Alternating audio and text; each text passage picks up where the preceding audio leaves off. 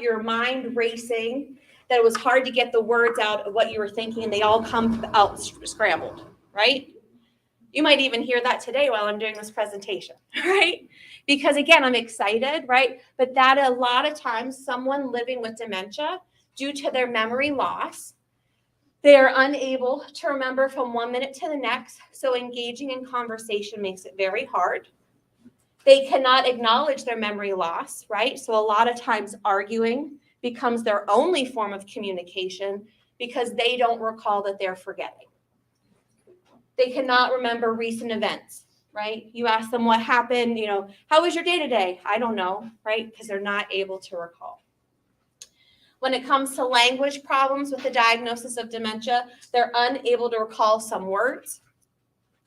They might be misusing words, right? They might take a sip of their coffee and say, this is so cold, cold, cold, cold.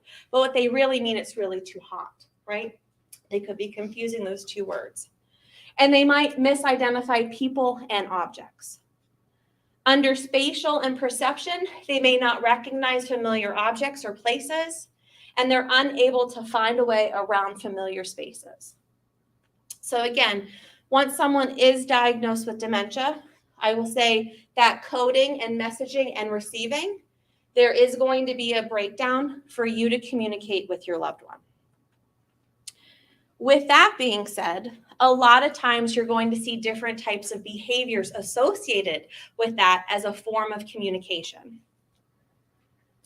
Agitation, anger is very common when someone is frustrated, when they cannot communicate, that this is a very natural reaction for anyone, not just someone living with dementia, but for anyone. If we're not feeling understood, or if you can't verbally get things out, you'll say the first thing, that's on the tip of my tongue, or it's right there, right?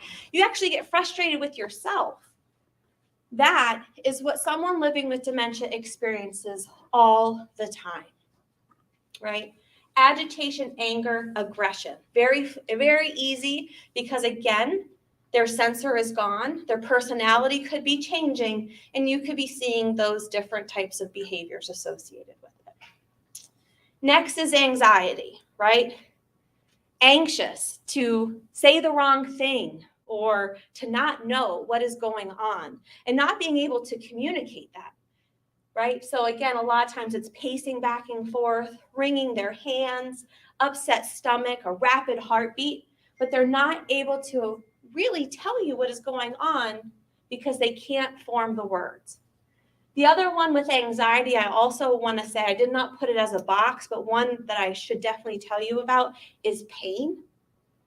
Individuals living with dementia cannot tell you where it hurts. They just know that it does, right?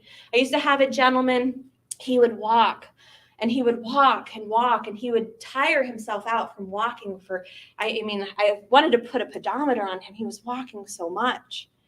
And we kept saying, do you have any pain? Do you have any pain? And he kept saying no. But one day I changed the words and said, do you want a Tylenol? He said, oh boy, do I ever, right? He couldn't tell me that he had pain because he didn't recognize that word, but he knew what a Tylenol was, right? So again, sometimes we have to be a little creative when it comes to our words of expressing what they're going through. Next is withdrawn. I will tell you, someone who knows that they have a language problem with their communication, word findings, is very common, actually 80% chance that person will become withdrawn because they have fear of messing up. They know that they're not hearing the words correctly. It's easier to say the words, I'm sorry, I didn't understand you, right? But if you keep repeating yourself and they're still not grasping or coding what you're sending in your message, they will become withdrawn because they don't want to admit their failure, right? And then last but not least is repetitive actions, asking the same question over and over again, right? That is very, very common because it's on my mind, right? What time is it? What time is it? What time is it? What time is it? Again, no matter how much you answer that, that is going to be their question. And I will tell you, the best thing you can possibly do is answer it. It's like the first time you ever heard it. And I know how hard that can be. get them busy in an activity, or walk away. We're going to talk a lot about that. Okay. Does anyone have any questions about behaviors being communication? Again, there are so many different types of behavior. I picked the top 4. Okay. All right. Next. I got a question about that. Yes. The pain, the guy with the pain. Pain, yes. Would have been a success if you had tried to use another word except to describe pain, or is it they just can't?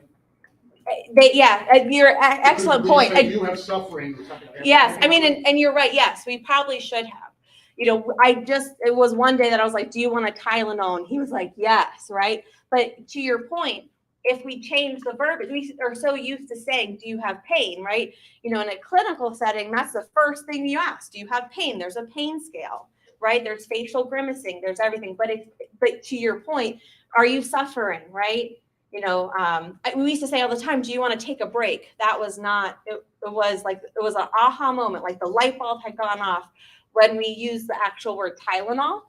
To your point, if we might have used a different word to describe the pain, another light bulb would have gone off, but that was my aha moment. Yeah, that's an excellent question. Okay.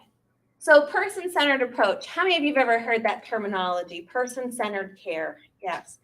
So that is, it was actually described as a humanitude. It was brought to us by a French behavioralist, saying that you need to meet the person in their journey along with their family to describe the best way for a dignified, respectful approach to how you're going to care for them. And this is one of my favorite sayings. If you've met one person with dementia, you have met one person. That individual will talk, act, remember, and behave differently than anybody else that you will ever know. Not simply because of what stage of dementia they're in, but because they are who they are, right? We are all individuals. How we want to be cared for, what we recall our behaviors, they may be similar to others, but they're never going to be the same. How you interact with one person with dementia is going to be different than anybody else that you encounter who has a diagnosis of dementia. Because we're people, right? We're people caring for people. So with that being said, we have to act like it's the first time that we've ever met that person. Moment to moment, day by day, things change. What happened one day and a solution might not work the next. So we just have to keep on moving forward. And that is the best way that I can possibly describe person-centered approach. All right. Next is listening skills. So that's the other part of communication that I think that we always miss, right? We always think communication is delivering the message. I said this, right? The other part to this is what people heard you say, how they interpreted what you're saying. So if you're working with someone who has dementia, the best thing I can possibly tell you is to slow down. There is no need to rush anything, right? Make sure that you have good eye contact. Again, observe to see what they're trying to tell you. Like, I'm going to use the example again. Someone who took a sip of their coffee and they said, oh, this is hot. Oh, this is so hot, right? They might be saying, this is cold. The other way around, I will say, we used to have a lady who used to always mix up cold and hot, right? And so she would take a sip and say, whoo, this is so cold. We would take it, put it in the microwave, bring it back to her. And go, oh, my goodness, this is so cold. And we're like, how is this happening? We're putting it in the microwave for 30 seconds. We finally took the temperature. It was scalding hot, right? So again, those words, we need to make sure that we're understanding what they're actually meaning. Take the time to figure out what they want. They might use gestures. They might mix up their words. They might have word salad, but the more that you listen to the words they're using, trust me when I say you'll be able to decipher what it is. Begin with basic needs. Always temperature, using the restroom, hunger, and thirst. Those are always the top to check off your list whenever someone is trying to communicate with you. It goes back to the hierarchy of needs. The largest box of the hierarchy of needs is going to be all of your physical needs that need to be met. Develop trust by using good communication, right? I don't think you can't really see it, but it says, remember, they lack the ability to make new memories every day. However, they never lose their problem-solving skills. If there is a problem, they will figure out a way to solve it, okay? So again, they might not be able to recall what they did during the day, but if there is a problem, their brain will continually work to try and solve it. Yeah. Benefits of good communication. I don't know about you, but if you've ever talked to a friend or a loved one and you hadn't connected for a while and you're having this great conversation, you're caught up, you hang up the phone and you feel alive, right? Feel validated. I had just a good conversation. It's exactly what I needed, right? That is the same thing everyone feels after they feel heard. So again, make sure we have good conversation. When you do, and needs are met, and you are delivering and you build trust, there's a lot of different things that benefits from good conversation. It creates reassurance. It enhances their cooperation. It enhances their self-esteem because, again, they're always in charge. It reduces isolation, depression, and loneliness. It diffuses power struggles and prevents catastrophic behaviors, the ones that we talked about, or any abusive incidents. It promotes bonding between individuals and caregiver. And believe it or not, if you slow down and have good conversation and get to the root of the communication itself, it will save you time. I don't know if you've ever heard this saying, take 5 to save 20. Slow down, listen to what they're trying to tell you, get to the root of what they're, again, trying to communicate, and in the long run, it will actually save you time. If you rush by and you don't listen to the words that they're actually using, believe it or not, it's going to cause all of those behaviors we just talked about because someone does not feel heard. Most importantly, though, they also don't feel respected, right? And that alone will cause anyone to become upset, agitated, or frustrated in any way. Next is your attitude, right? This is where it's really, really hard because I know how busy everyone is. But when you're going in to care for anyone who has dementia, please know that your mood is contagious. Your attitude is absolutely everything, right? If you go in to talk to someone with your arms crossed and a tone in your voice or your hands on your hips, it is not going to be a good outcome, okay? That's for anyone. I mean, I'll be honest, even if I was up here trying to do this presentation and I was stern and standing like this, you'd be like, what is she doing? Has she ever done this before, right? Because again, it's what you put in is what you also get out. So again, approach. You set the tone. Mere facial expressions. When I first started dementia care, one of the experts used to always say, smile, smile, right? Smile. And I would go in to someone who was all of those behaviors, right?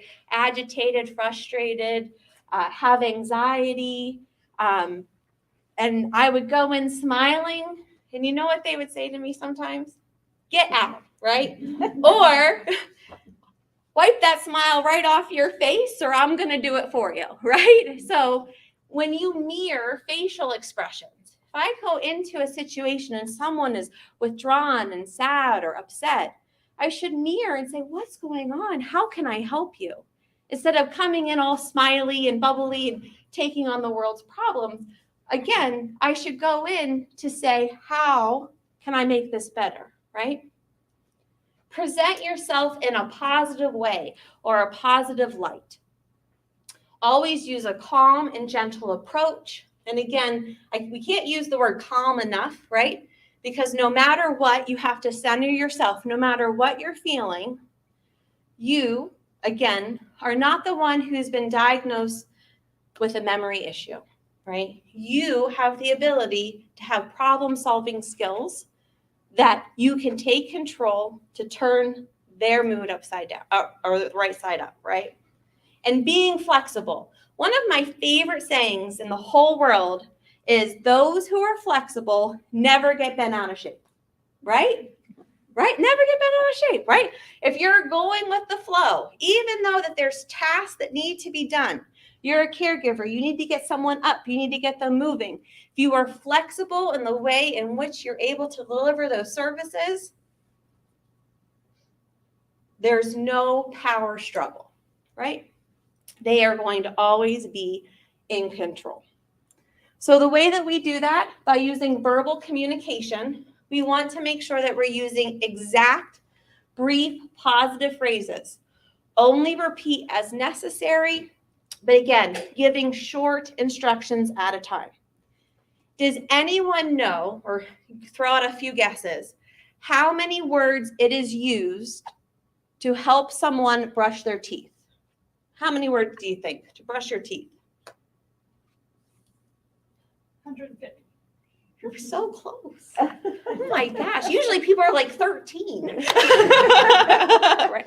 175. You are very close. You are the first person. We'll get you another slice of pizza. 175 words to use to help someone to brush their teeth. That's a lot of words, right? And so if I were to tell you how to do it right now and to brush your teeth and do a long list, someone with dementia would lose after 5 words, right? But first you have to start with turn the water on, right? You have to do very small, brief sentences.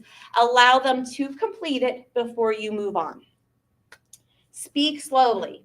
Again, that is not something in my nature. I have to be very mindful of how I am talking to individuals living with dementia because I tend to talk very fast. And as I mentioned, I use gestures that they find to be alarming, that they think I'm going to fly away. So most times I stand with my hands behind my back so that I am not tempted to use my gestures, right? Unless I'm saying, come with me. Using a warm, gentle, adult tone. Nobody likes to have baby talk to them, no matter what age they are.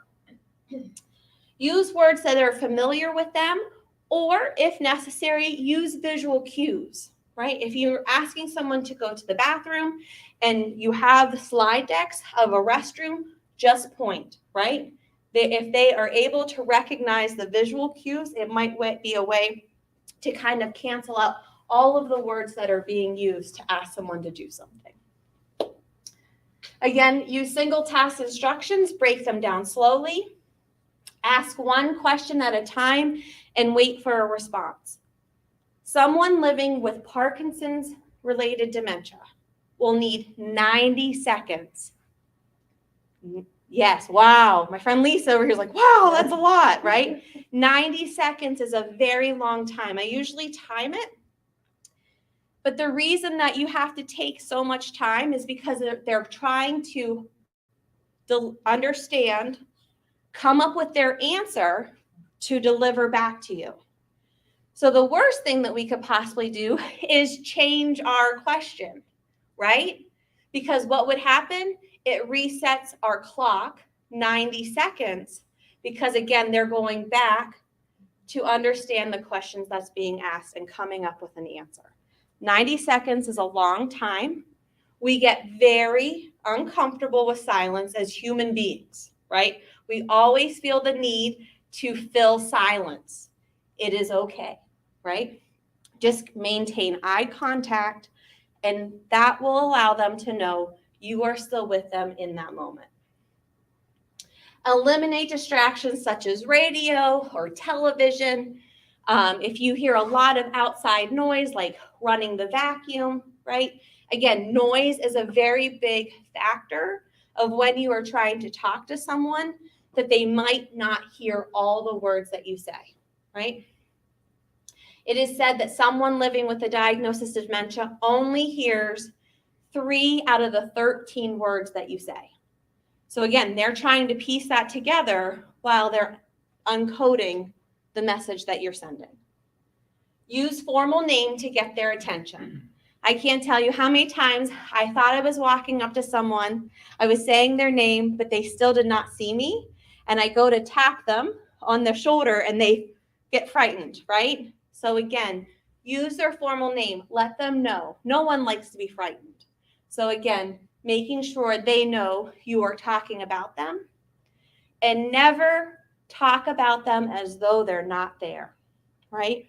Nobody likes to be talked about, right? So again, making sure that if you have to have conversations with another loved one or to kind of describe what happened throughout the day, take a step off to the side, have that conversation not in front of them. Nobody likes to hear the struggles that they're having, right? And no one likes to be talked about in a negative way. Nonverbal communication and approach. Again, facial expressions say everything. Eye contact and focus. Be with them in the moment. They will tell if you are distracted. And I will say a beautiful thing that we do have at Wellspring that most communities don't are walkie-talkies, right? So that we can talk to one another if an alarm's going off or if we need assistance or if we need help, right? But the unfortunate part about a walkie-talkie, you'll see it. When someone is talking in their ear, they look up, right? And the resident will say, who's talking to you, right? Because all of a sudden, you're not focused. So a lot of times caregivers have to take their walkie out, right? Hold it so they can still hear if it's a true emergency. They hear it still go off, but then that way they can still be in the moment with the resident, right? So again, everyone knows when you're not listening. Gesture and touch. And that is only if the individual likes to be touched.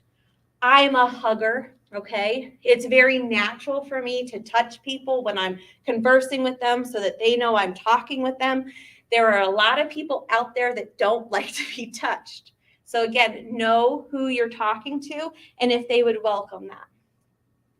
Your body language. Again, like I said, know how you're standing. This is a power pose. You go into somebody else's room and you say, it's time to get up. It doesn't matter your tone. It doesn't matter the words. They're looking at your body language, right? She thinks she's in charge. Chances are I'm going to say no to you because I'm in charge. What is she doing in here, right? So again, know your tone, know your stance. Crossing your arms means, right, you're shielding off. You're not welcoming anything in. So again, know how you are presenting yourself with your body language. Always approach from the front. How many of you have ever heard of Teepa Snow? She's amazing. If you have not listened to her talk, oh my, you're missing out. She's like a comedy hour, okay? She's absolutely amazing.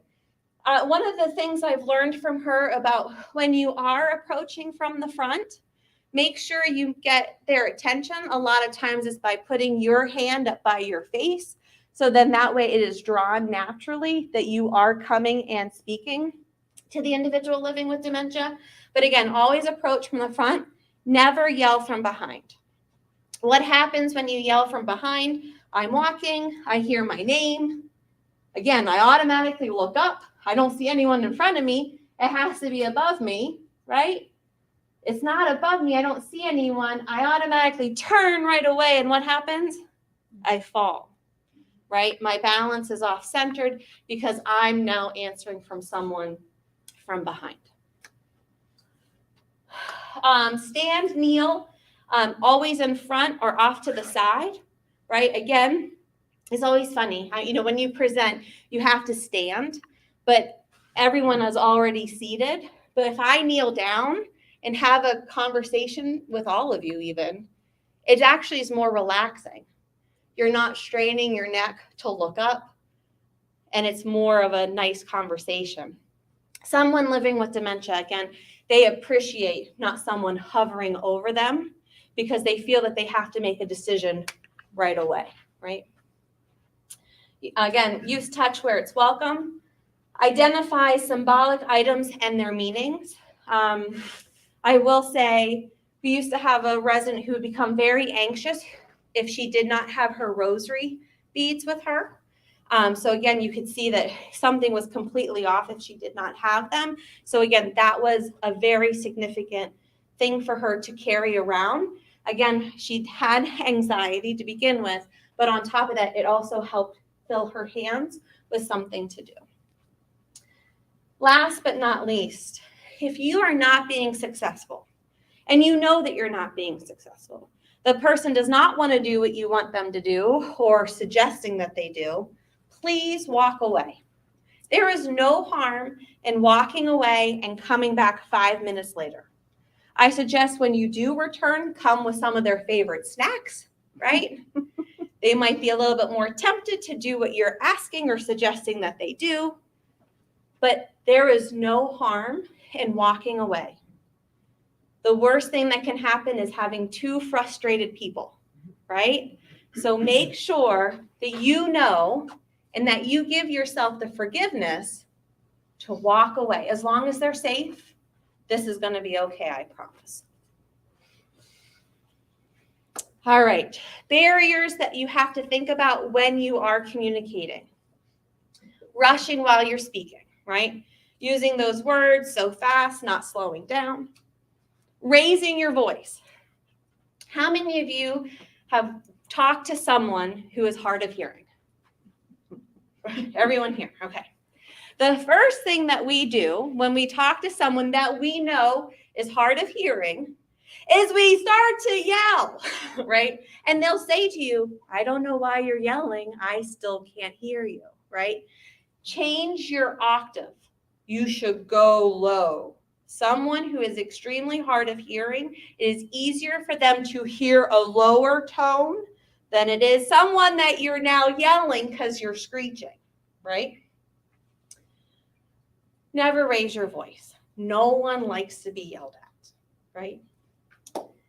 Demanding or commanding, right? Again, our approach should always be guiding, suggesting, not telling someone what to do.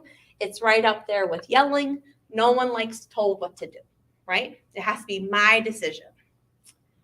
Asking memory questions. This, I will tell you, I struggled. I would never ask an individual living at Wellspring a memory question. It was like I walked into that building and I knew never to ask the words remember or recall a memory. When I was working with my grandmother, I would always say, well, you remember. What? Right? No. Right? Get rid of that word. It doesn't matter who you're talking to. You can always reminisce. Let me tell you about a time, right? But when I put the pressure on remember when, it's like I have to recall that sequence or that event. It's easier said than done. I know that now, right? Offering long explanations, right? Short, simple, to the point. Where's my wife? She went grocery shopping. Oh, she did. Right? Easy. That's something that all of us do all the time. Short, brief sentences. Again, do not argue. Nothing good will come out of arguing except two frustrated people, and that just means that we didn't know when to walk away, right? Environmental barriers. Again, this room is very quiet, but if I was not to talk, the only thing you really hear, I would say, if you're close enough, and maybe if you don't hear it, is the fan running from the projector. That's a really nice environment. Not all environments are that way.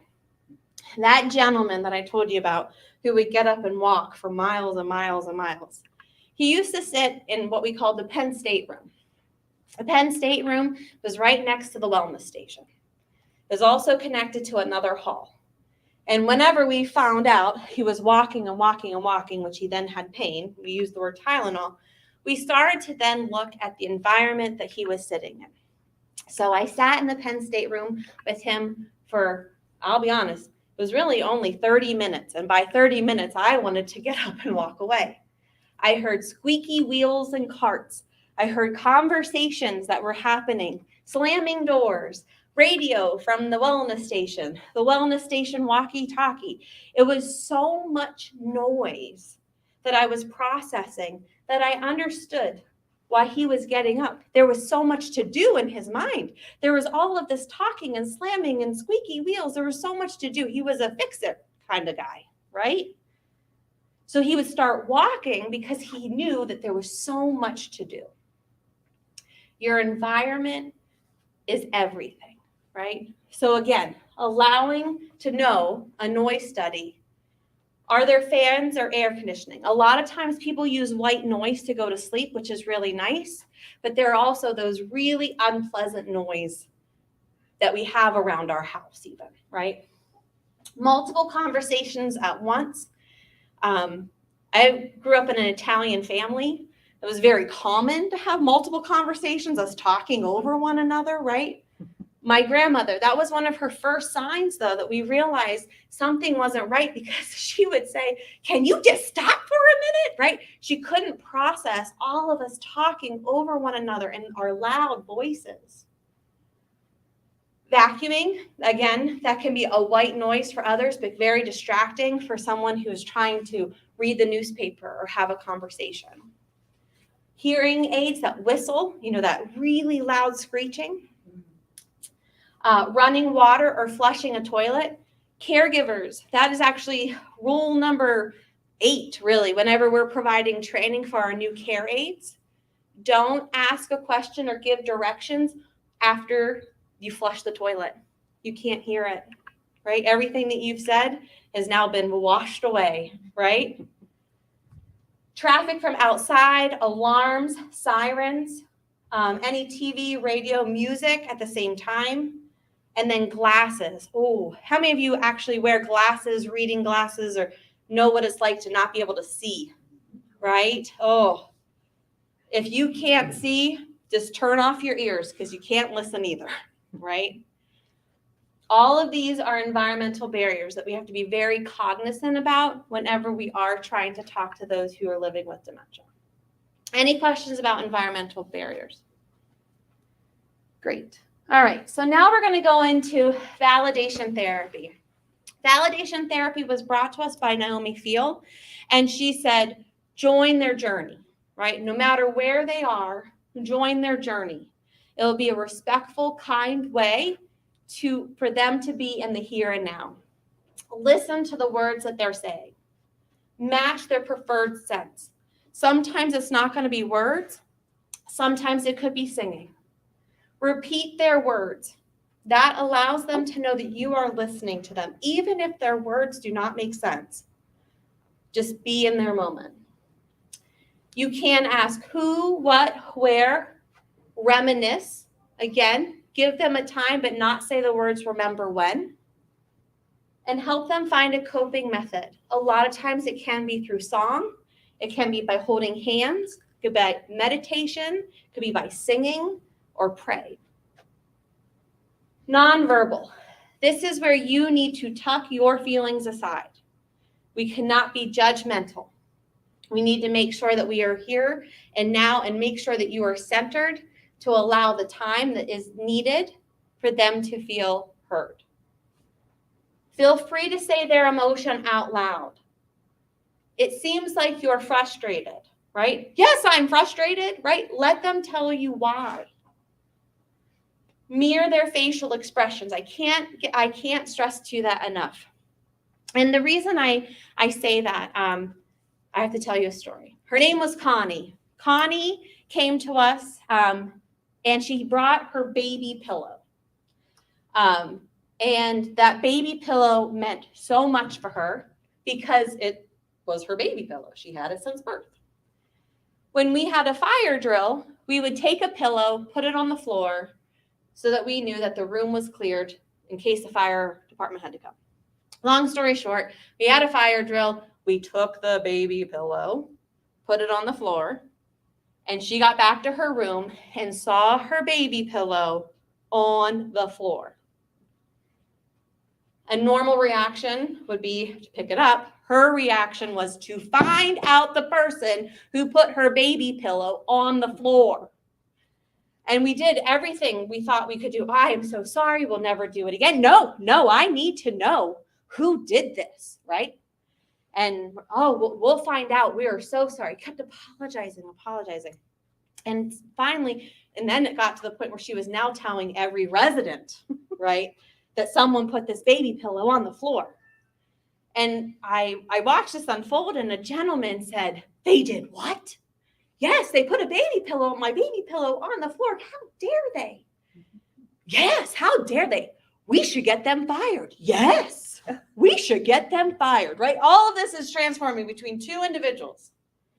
I finally am, this is the response that she needs, right? I get up there, I go, "How can I help you?" "There was a person who put my baby pillow on the floor." And then the gentleman, "Can you believe that?" No, I can't believe that. I can't imagine someone would ever do that. I said, "Let me get you a pen and paper. We can write a letter and we can find out what happened. Do you think they'll get fired?" Maybe, right? No, someone's not going to get fired of that. However, I mirrored their expression, right? They did not care that they were sorry. She did not care someone was sorry. She was kind of out for vengeance, right? But it was for that person to get her the piece of paper to find out that that was going to get solved, right?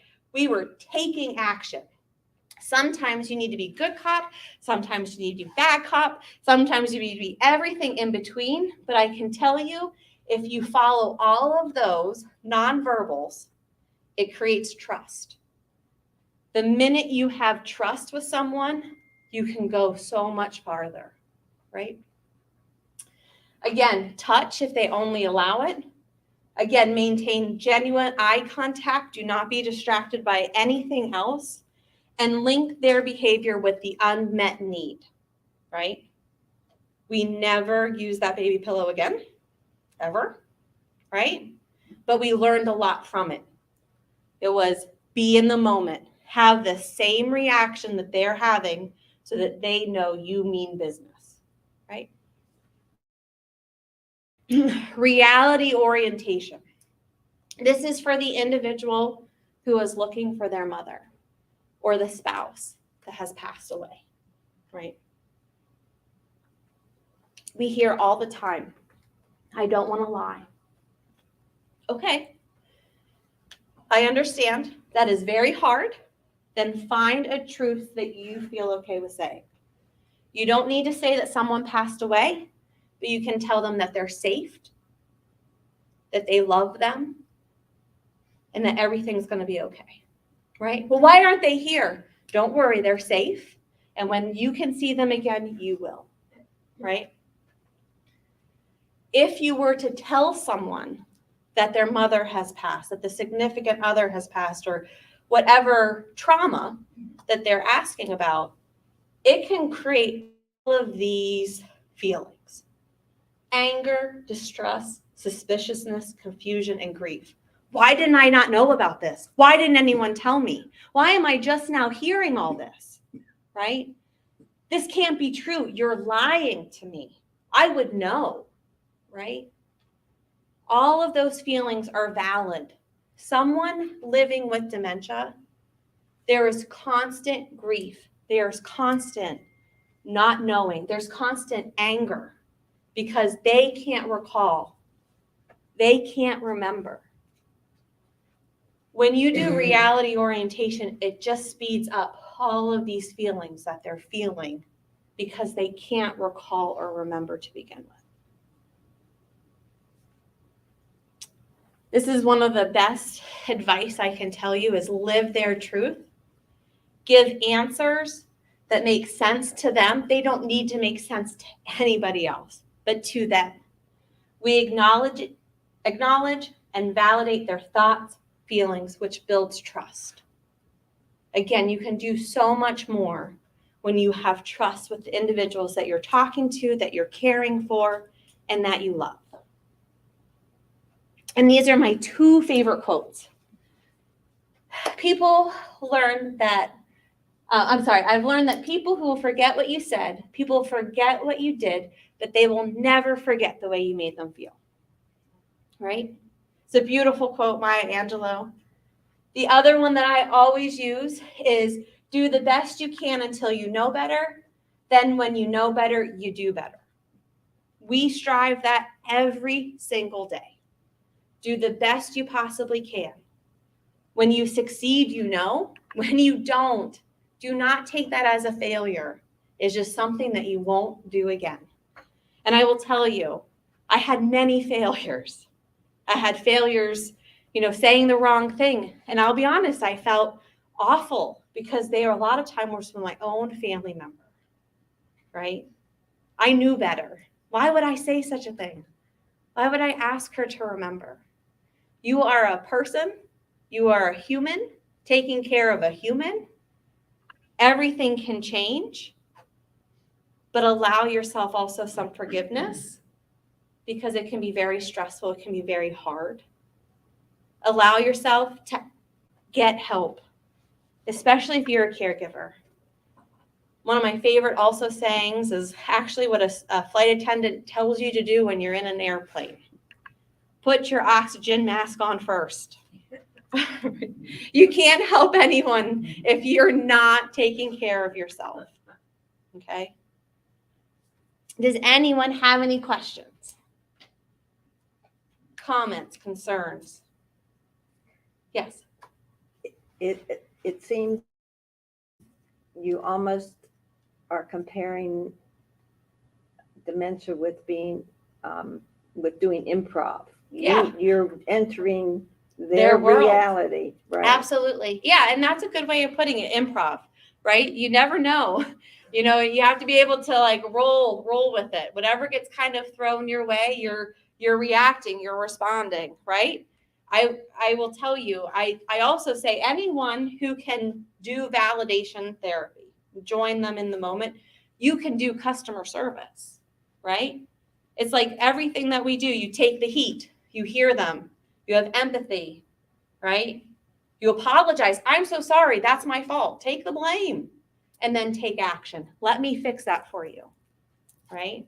Improv, customer service, however you want to decipher. Again, the biggest goal with communication is building that trust and joining them in their journey. One way to do that is just join the journey. I'm so sorry. I had no idea. I had no idea. Let me get that for you. Let me correct that for you. What if you can't? Again, you might not be able to. You're right.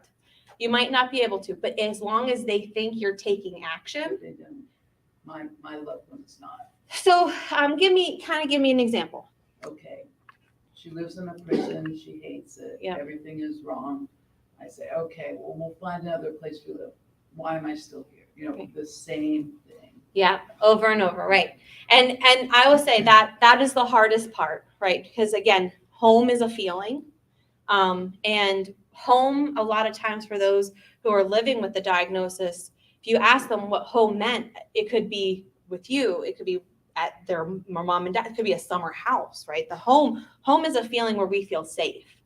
So a lot of times, we use the doctor. The doctor feels this is the best place right now, but don't you worry, we'll get you a new doctor and we will find a better place for you. I'll call 10 if I have to, and then again, it's just hearing her out. I know this isn't where you want to be. I will make it better, and unfortunately, sometimes that type of dementia, and it's hard because they are taking the brunt on you. They don't recall. So you are their loved one. They can be honest. They can be frank. Nasty and mean. They can be nasty and mean. Nasty and mean. Yeah, absolutely. Absolutely. But that's the frustration for me because I can't fix any of it. No. And again, you can't say you have been diagnosed. You can't be. gosh. Yeah, no, right? So again, it would create all those things. But what you can do is, Mom, I was thinking about this and I know you're not happy. I'm going to get you a new doctor because he's the one who told me that you need to be here. And again, you're not finding a new doctor, but she's like, she's listening to me, right? And again, at the end of the day, it could be good, or or it could be, why didn't you do that sooner? you know. Thank you. Yeah, absolutely. You had said something about if somebody wanted a copy of your Yes. slides. There is a sign-in sheet or an email sheet, I will say. If you would like a copy of my slides, I'm happy to send them after this to you. And if you should have any other questions or concerns, don't hesitate. Yes. The slide you had about the reality thing where then it leads to anger. Yes. Yeah. Yes. My friend was just texting me, says that our problem is when I take her home, she thinks I'm kidnapping her. She doesn't want to be here with me. And I was trying to just have you brainstorm like you just did. Yeah. What kinds of things could he say to her? So the question would be going home, right? I'm assuming, and I don't, is she currently living elsewhere then? No. They live in their home where they raise their children. They've lived there over 50 years. Yes. Okay. So that's for the home that's where, again, home is a feeling. And that's the thing with dementia is that, again, the home that they're referring to where they feel safe might not be the home that they're currently in. And again, to that point, if she's saying, I need to go home, my suggestion really is to help safeguard that house now, because there is always a risk for elopement. So that would be someone just waking up in the middle of the night saying, I need to go home. This isn't my house, and walking out the front door. So again, there are different types of alarms that you can set. And again, to that point, when you're kind of reassuring her, get her active as much as you can. I mean, Dawn is very cheap. Have her wash and unload and wash again, clothes, dishes, anything that's more active for her to feel of that household chore. Hopefully that will help her sleep at night. But again, that home, you would kind of do the exact same thing. I know this might not feel like home, Mom. We're trying to get you where you need to be, right? She gets angry and Yeah. accuses her husband of kidnapping. Absolutely. Yeah. Why am I here? I mean, and again, I think you have to go back to the root cause analysis, which I'm huge on, is, okay, so she does not feel safe. There's a safety box that is not being met. That home is not hers anymore. She doesn't feel like she needs to be there. No, she was not kidnapped, but there's that part of the Maslow hierarchy. There's a need not being met. So again, you have to fulfill that by doing other things. How do you deal with someone who continually says they want to die? Yes. That is very hard. My grandmother said that, and she used to say it, and it was so hard for me to hear because I'm family, right? And I used to say, I'm so glad that you're here and I have this moment with you. And she would say, but everyone else is gone, right? Allow them to express negative feelings as long as there's not a plan. Again, problem-solving skills never do go away. So again, if there's a plan, you need to get a doctor involved immediately. But just talk about, but I'm here, that I'm so glad that I'm here with you in the moment, Mom. Like, I still enjoy our time together.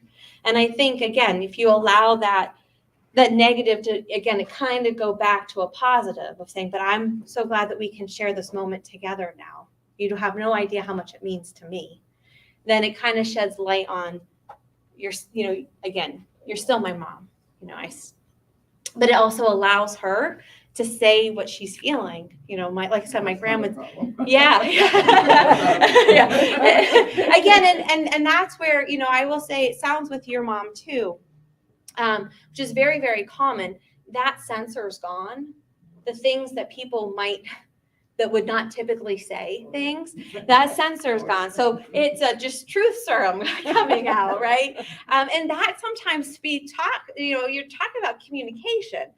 On the other side, for us, that's sometimes really hard to hear, and it's very quick to shut it down, right?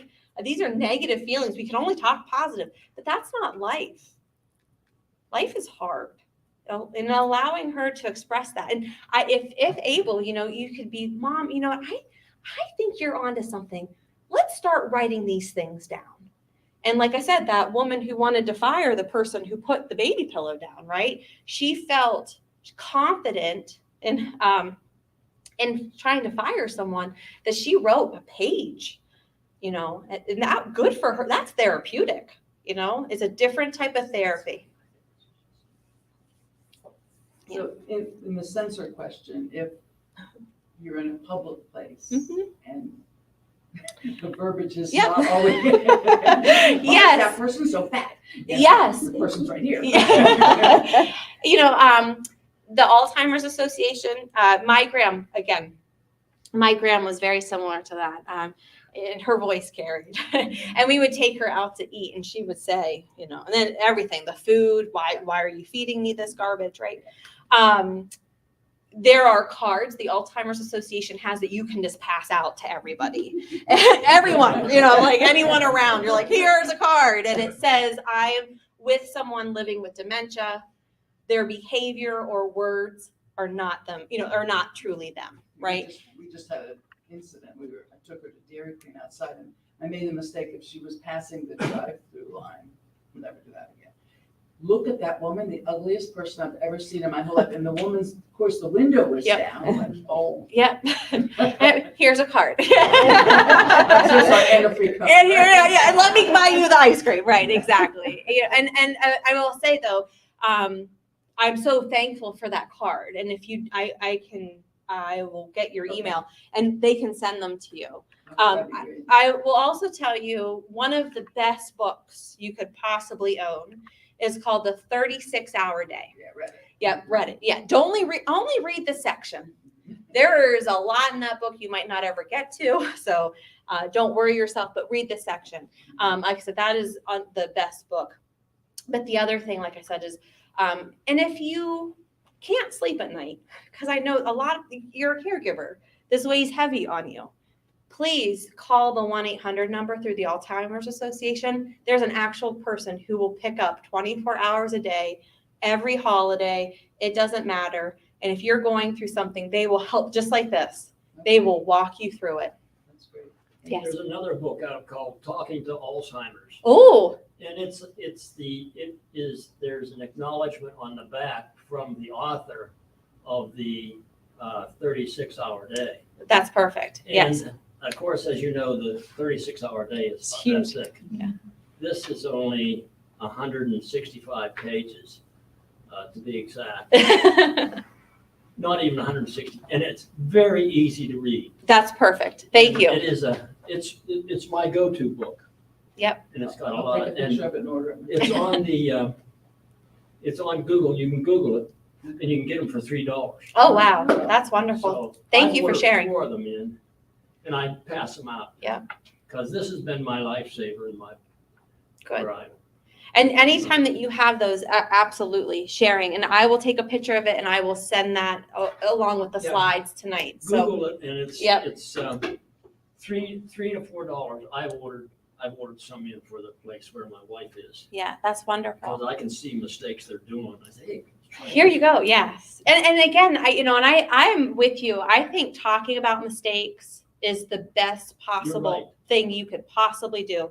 We tend to hide our failures, and this is not a time to hide anything. If anything, we should be telling, hey, don't do this. Don't, I did this, don't do that, right? Because again, like I said, we're humans taking care of humans. Things can change, personality, temper, days, everything. But we have to be honest with ourselves, and we have to be able to say, okay, I'll never do this again. Again, when you know better, you do better. It's just part of the process. I find role playing with the individual is so great. Yes. It's amazing on what you Yeah. can do. Yeah. It's like the do's and don'ts, Yeah, right? yeah. Absolutely. Yeah. This is great. I will say I love discussion more than PowerPoints. Just because the more that you talk to others, you realize what you cannot do. And you kind of, like you said, it's kind of that role play. There was another question. Can you put the info about the cards? Absolutely. on the Yes, I will. email? Yes, I will give you all of my all of my tricks. So the cards, the 1-800 number for the Alzheimer's Association, the gentleman's book. There's also Cindy Keith. She's a wonderful resource. She's here in State College. She has a wonderful book called Love, Laughter, and Mayhem. So another really, really great book. Another wonderful Very resource. easy read, too. It is. Yes. And that's what makes the difference. Yes. You know, something that you don't have to, again, decode, right? The message is clear. Any other questions? This was great. Thank you. Thank you. You guys are wonderful. Well, now that I'm not fooling with the computer, Oh, hi, Jill. welcome everybody. I'm the coordinator of the Center County chapter, and I really appreciate Liz's speech and talking about dementia. She was here maybe 6 months ago, and it was marvelous. And it's so nice to have people back here in person. We do so much virtually that you miss out, like one question leads to another question, or, you know, you get a chance to talk to someone else that maybe, you know, their wife also is experiencing dementia, and what can we do? And it's just more of a feeling, I think, of community. So thank you all for coming out tonight. Thank you. If you didn't get a piece of pizza, there's still some over there, and I would encourage you to take it. We are doing a drawing for, Did everybody, I was talking so much, I don't know if I got everybody's names in here for the drawing, for the Shades card. did everybody write their name? Oh, you. Here, let's pass it. Good idea. I was a terrible greeter. Oh, no, you weren't. Corey is a member of the leadership team here too.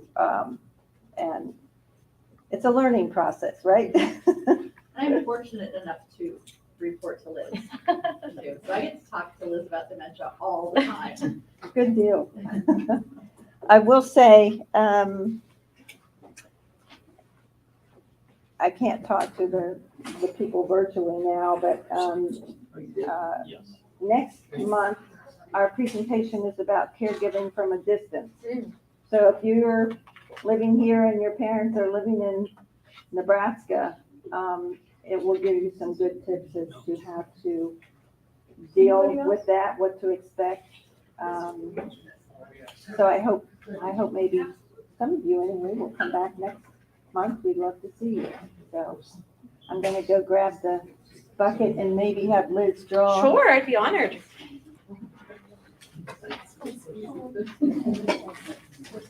I'm going to grab a picture of this book very quickly, if you don't mind. This is a super book. And there's hot pizza if anybody wants some. How are you feeling? I know, I can't believe it. You know, I will say, I'm used to you I'm where. in the gym, back in the gym 3 times a week. Are you? Yes. Wonderful. Do you work out both sides or? Yeah, I go super sneaker. Yeah, yeah, Victory's one to go. He always says this. We're just fine. And so Yeah, he was gonna come there. Yeah. tonight. yeah. How's she doing? She's So crazy. we just, She was a special ed teacher. Oh my one gosh. specific problem is that she I'm overwhelmed by it.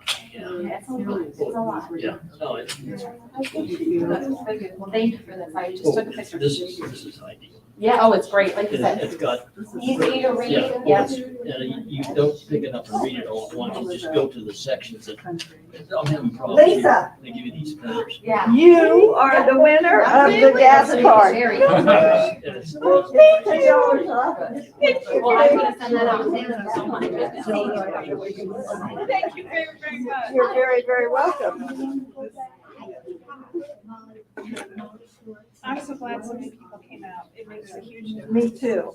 I'm just counting how many we have. 1, 2, 3, 4, 5, 6, 7, Well, I'm 8, sure, yeah, because like I said, I've been, I mean, for for 17 Not bad. years, so.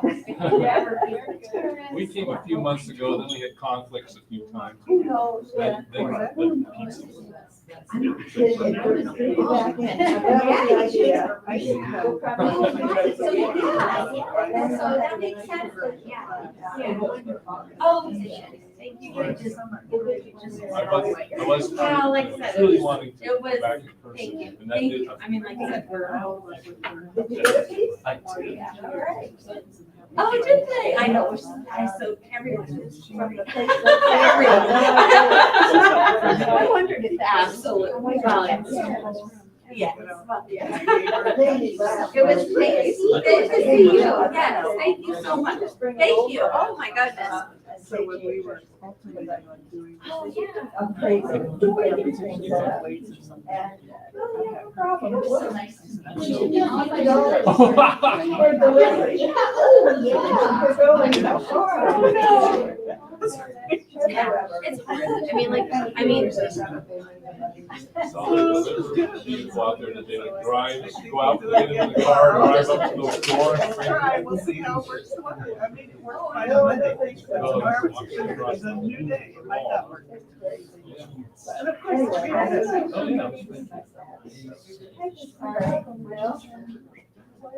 yeah. You don't.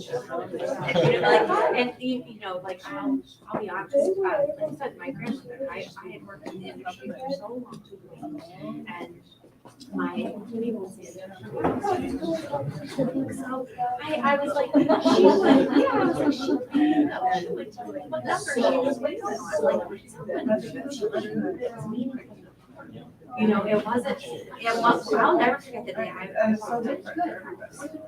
And when she had all of the hospitals, all of the spices, I mean, everything, you think of your kitchen, it was all over, and I was like, what are you doing? And she's like, looking for tea, well, she never drinks, so we have. And she's like, so she went to the bathroom, I'm standing in this kitchen, thinking, what should I do? And she came back, she said, well, I will also have and I was like,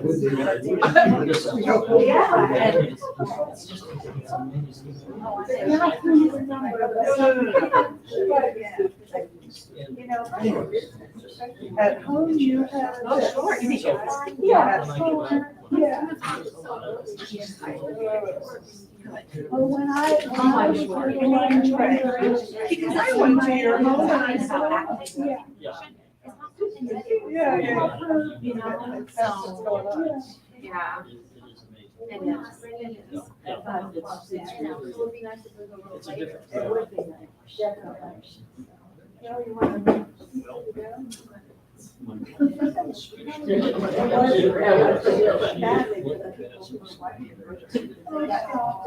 They only got on with the. Oh, that's good.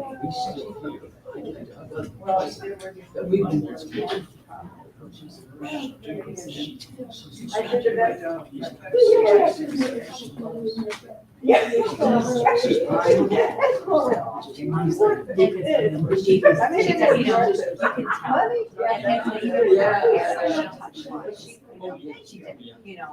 I'm so glad I was gonna go to my car and get checked. You had something in the car. They are here. I'll see you. Good to see you, not here, but good to see you. Yeah, good to see you. I did, yeah. Yes, so why did you?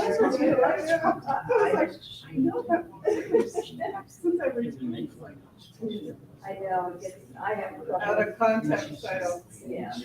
Yeah. Yeah.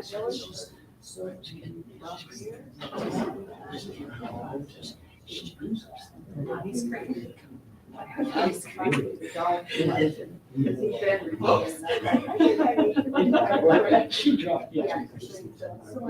Really cold, wasn't it? Yeah. Yeah. It's a mess. No. Yeah.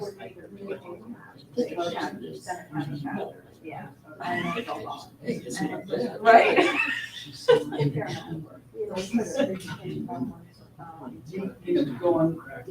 You know what? And the challenge right now, yeah, Yeah, exactly. You took ownership. Yeah. And what was, it was 2 seconds, Yeah. you know? That's right. Like, because it was 2 seconds versus what could have been a long 2 hours. Yes. Another Yeah. 2 hours. Exactly. You know, We just enjoy the rice cream, guys. No worries. Yeah, because guess what? That can be cleaned up. Oh, yeah. You know- That's what I did. Yeah, yeah, like that, you know.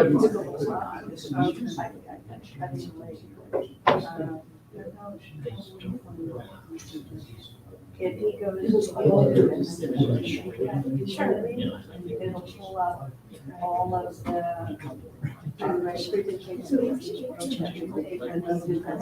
Ask some questions. Hey, good questions, not good questions. So that's the one that's well, this is when she decided to use it.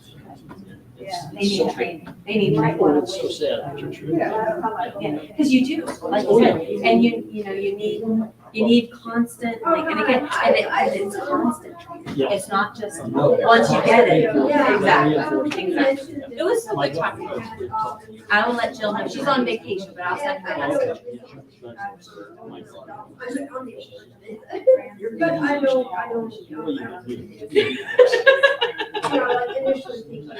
You just like to keep busy. Yes, There is nothing wrong with that way. no, it's Nothing good, wrong it's with good. that. I don't like, because when you're not busy, you start dwelling on things. Absolutely. I don't do that. Nope, yeah, absolutely. Thank you. Yeah, Thank you and it's got very a much. little short. Good, I need to find the signage sheet. They got their knowledge. Right. Okay. Thank you for It coming. is really What's good. the status? It just says things to, you know, But I don't, mean, we that's still have all the good. more records. do's and don'ts. Don't say, All the just say, Yeah. how it's supposed to, not what did you I do? did that It's when got my grandmother's all whiskey kinds. slushes and who's, I who submitted to that. insist, So I will when have not to insist, I submitted some of interaction with others.